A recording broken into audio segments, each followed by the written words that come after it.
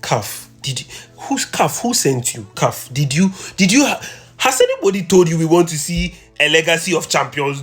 Have we told you we want to see a table of champions? I mean, sometimes you people do these things I don't understand.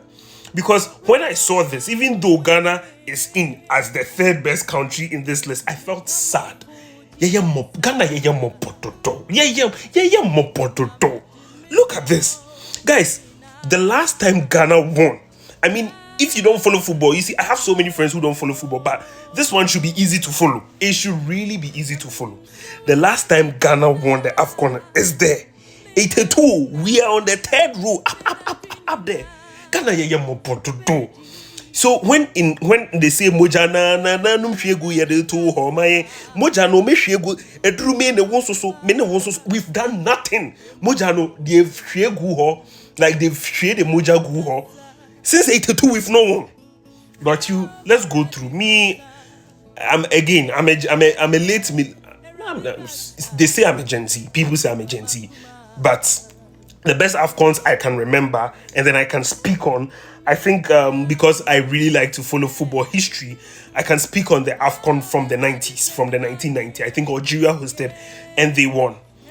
And one other funny thing from this list is Ivory Coast has won the AFCON 3. Ghana has dashed them 2. We've dashed them 2. We've dashed Cote d'Ivoire 2. I don't know if it is because we like the Acheke or whatever. Yenamna yecheche, yecheche, yecheche, yecheche, yenamna yeche. 2. All of them to 10, some penalties 10. See, I think Ghanaians need to be upset. We are not upset enough. But let's go through this. Everybody relax. Everybody calm down. When Cav posted this thing, I wanted to cry. I was like, do you need to remind us of how we feel? But 1992 was the Tony Bafo, Abedi Pele thing, which we lost penalties. 94 was the rise of Nigeria's Rashid Yekini. That's quite 90s. The Nigeria you will not get. They were playing some beautiful Agege football. Then 96 was the rise of South Africa. But within this period, I think 96 was hosted in South Africa. I think 98 was hosted in Burkina Faso. So 96 was hosted, South Africa won, and 98 Egypt beat South Africa to win. 2000 is sweet me die because Ghana co-hosted with Nigeria. Nigeria thought they were going to win in their home. Cameroon came there to beat them inside Abuja. Like, you see, and one other thing is Cameroon, they're bad boys. Bad boys. See, this is why I say Cameroon, they are bad boys. When Ghana won 1, 2, 3, when Ghana won 4 out of the AFCON, Cameroon had not even won 1. When Ghana won 4 AFCONs, Cameroon had not won 1. Currently, Cameroon is the country with the second most AFCON, and they have like 5. So Ghana, really, I don't think when Ghana won in 92, the ancestors thought this would happen. But in 2000, they played the penalties and Rigobert Song scored the last goal. I think Nigerians wanted to cry die in Abuja. They wanted to, but this was peak Cameroon. This was the Samuel Eto'o Fields in Boma, Rigobert Song. They were crazy. And shout out to Kalusha Boya, because in the 90s, Zambia was also on the rise. It's so sad they couldn't win. It was during this period that Zambia team tragically lost their life. So shout outs to them. It's sad they couldn't win anything then.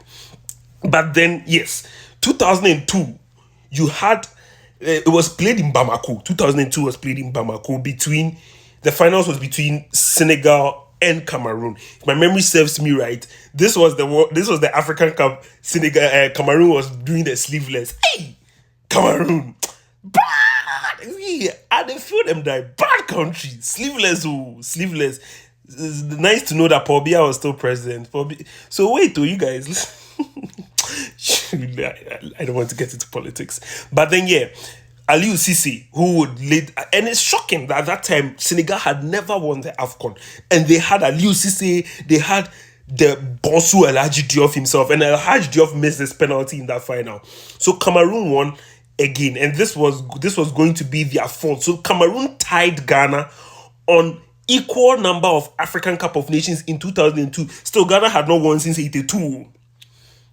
Then 2004, you have Tunisia hosting and winning. And there's this thing about these North Africans: when they host, they make sure they win. Algeria hosted, made sure made sure he won. Tunisia hosted, made sure he won. In 2006, Egypt will host and make. That's why Morocco is seeming like the favorite. So Tunisia, I think Nigeria got knocked out by Tunisia or either Morocco, but the final was between Tunisia and Morocco, and Tunisia won. In 2006, this time in African football, you are having the rise of the Didier Drogba, as Ivory Coast was becoming a very dangerous team. So when you have an Ivory Coast and Cameroon clash, it's serious African football. And you have Ivory Coast making a name for themselves with Didier Drogba making it to the finals in Egypt, Cairo, and then they lost that final. This was the AFCON. Ghana was noted for wearing the black. And safe to say that around this time, after Ghana was in the final in 92, the Ghanaian generation was dying off. But 2006 saw the renaissance and the rebirth of a whole new Ghana team. But Egypt, you lie bad. Egypt, you said you are stubborn, said the Nkara. You are stubborn like what Egypt had Abutrika, Hosni Mubarak, they had Zidane, they had this demonic team. Nobody could take them down on Africa. So in 2008, Ghana hosted, and 2008 gives me good memories because 2006, I know older people are going to watch this and say, "Oh, we're a small boy, you're a small boy." But this is like my vivid memory of football from 06 to 08. I remember watching the 06 AFCON. 08 was hosted in Ghana. There were so many jingles. Kiane King, Yabeji, Mumpu, Yabeji. Ghana, led by Michael Essien, Sule Mutari, all those squad, and then Cameroon came to beat us. So you had the final of Egypt versus Cameroon. At that time, Egypt had, let me see, 1, 2, 3, 4, 5. 1, 2, 3, 4, 5. Egypt had 5, and Cameroon had 4. So Cameroon had 4, Ghana had 4, and Egypt had 5. So if Cameroon won, they would tie with Egypt. Egypt said, nah, we don't play those games with you boys. Egypt beat them. Abu Trika in the final, tear them ahead. 2010, Angola won. Ghana was third in that 2008. So the Ghana Renaissance was a thing. In 2010, Ghana makes it into the final with Egypt. And Ghana sends this team of a lot of young players. Then I remember that so much because the very first game Ghana played with Cote d'Ivoire, they spanked us 3-1. And I think Michael Essien got injured. And Essien was like our hope at that time. But then you had Andrea Yu, and I'll tell a very funny story about how I used to fast for Ghana football, but that will be in another episode.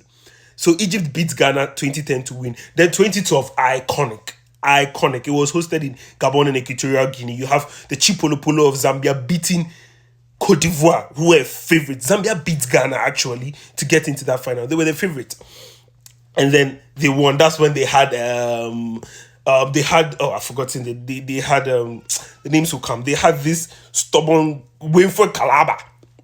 And then they had this captain. They were very nice side. 2013, because see, I'm going to be very honest. I think in 2013, if anybody goes back to watch that 2013 AFCON, CAF really wanted Ghana in that final against Nigeria. If you watch Ghana versus Burkina Faso in that semi-final, that is the Aristide Bansi, Jonathan Petropa AFCON. CAF really wanted Ghana to be in that final. They did everything they could for Ghana. Ghana could not get into the final. Burkina Faso makes it to that final. And you have Sunday Mba scoring that goal for Nigeria. And it's funny because Nigeria was not in the 2012 AFCON. I mean, Ghanaians are now crying because we are not in. See, you people, you think you can sink low. You're sinking low. Nigeria has been there and back. Also, we didn't make it to the 2004 AFCON, but then Nigeria was not in the. So it was, Nigeria came back and they won the 2013. They won the 2013 AFCON. I mean, nobody saw that coming, and I always imagine if Ghana could beat Burkina Faso in that semi-final, what an iconic final we were going to have in 2013 between Ghana and Nigeria. It would have been iconic, but then Ghana didn't hold up to the end of the bargain. And in 2015, Ghana again makes it into the final. I remember this so much because I was in high school at that time. God, I think I'm revealing my age in this. People are going to watch and calculate how old I am. I was in high school at that time, and this was Ghana, Cote d'Ivoire. Ghana started this tournament very shaky too. We lost to Senegal in the beginning, and then you have that Samoja malaria go against Algeria. You have Dede Ayew shining against South Africa. We beat Equatorial Guinea. This 2015 was the Achu AFCON. Rest in peace, Christian Achu. This was the Achu AFCON, but then there's just this thing because in that final, Ghana even hit the woodwork against. But then this is the Razak Brima, 11 penalties when Timi and Chiba Kumpusi, and he went to miss his own penalty. That guy, where did he even pass? It's like we never called him after 2017. So yeah, we lost to Cote d'Ivoire, and then you can see the drop of Ghana football going to develop from this point. 2017, this AFCON, Egypt had not been in the picture for a while because there was this disaster in Egyptian football. People died. Egyptian football was so down for a long time. And then you had the whole Mohamed Salah renaissance. Some years prior, Ghana had even beaten them by 6-1. That's how down Egyptian football is. So Egypt renaissance happened. And Cameroon at the same time decide that they are not going to call up known stars anymore. They are going to call up people you don't know. And then they'll lace it with Abubakar, Basokok. You know, those kind of squad. Those kind of Cameroonian squad. And then they beat Egypt in the final. You have that iconic Vincent Abubakar goal in the final. It was played in Gabon. And I think Ghana got beat by Cameroon. I think I was in university as at this time, old enough to remember. They have 2019 Baghdad Bonija. You have Senegal also propping up during that time. Senegal goes into the final with Algeria. Nigerians will hate this 2019 because Riyad Mahrez was called a very fantastic goal in the semi-finals to even deny them the opportunity of being in the final. But Nigeria had a good squad. That's when Nigeria had this nice jerseys you see them wearing. And I mean, Nigeria, they are our parties, but they can annoy us so much. But really, yes, but the Nigeria, I keep on saying Nigerians, they are friends. Me, I was rooting for Nigeria in that 2019 AFCON. But the thing is, I mean, if Nigeria had won that 2019 AFCON, it would have been more believable than the 2013 because I think Nigeria was really stacked in that 2019. They had come off of a very high of the 2018 World Cup. So, while they lost in the semi-finals, you had a Riyad Mahrez, Sadio Mane final between Algeria and Senegal, and Algeria wins. Then in 2021, yes, this is also another iconic final because you have the Mohamed Salah. And mind you, in 2019, you see Ghana football dropping off. 2019, we lose to Tunisia in the round of 16. Then in 2021, this was played after COVID during that period. You have Salah facing off with Mane and Senegal winning for the very first time. So notice that Egypt has been in two separate finals after their last win in 2010. I mean, Egypt, you guys should relax. It's 2010. There is a generation of Ghanaians who have never seen Ghana win anything. The only thing we've seen Ghana win is that 20 World Cup in 2009. That's the generation of Ghana. We've never seen the senior national team win anything. So Egypt, relax, cry. Suffering, you've not seen any suffering. So they were in that final and then Senegal won for the first time. And Senegal has maintained their dominance in African football since that time. Then, again, what I feel is the best AFCON I have witnessed in a long time. This is the best AFCON I've ever seen.